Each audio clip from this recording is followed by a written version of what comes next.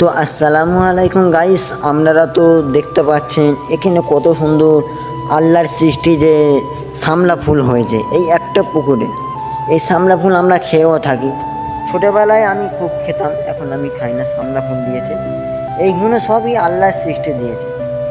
আল্লাহ কী না কী করতে পারে, সব তো কোরআনের মধ্যে বা কেতাবের মধ্যে আল্লাহ লিখে খুদভাবে পাঠিয়েছে। নবীর আমলে কি হয়েছে সেইগুলো হবে। আমরা যদি দিনের দিকটা বোঝাচ্ছি, আমরা কার নিয়ে বোঝাই? নবী আমাদের সাহাবী উম্মতিদের নিয়ে আমরা যে বোঝাই, তা এখানে এত সুন্দর সামলা ফুল ফুটেছে, এটা আল্লাহর সৃষ্টি। সবাই বলি আলহামদুলিল্লাহ। তাহলে আমরা যে এখন মূল আলোচনা করব, মেসি, রোনাল্ডো, এমবাপি, নেইমার, যাই হোক, খেলা ভক্ত খেলা দেখব ওই অবধি শেষ। মানুষ এমন বেঈমান হয়ে গিয়েছে, ফজরে অ্যালার্ম দিয়ে উঠে সেই ব্যক্তি খেলা দেখবে।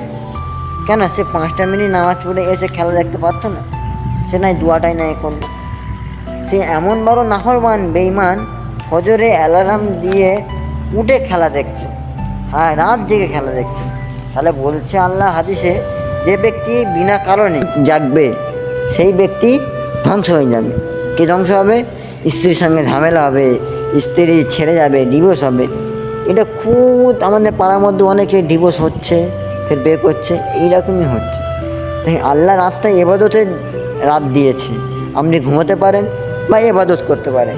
এই নিয়ে আমি মাতামাত করবো না। মূল কারণ হচ্ছে আপনারা খেলা দেখুন, খেলা ভক্ত এইটুকু, মানে খেলা দেখে আর না।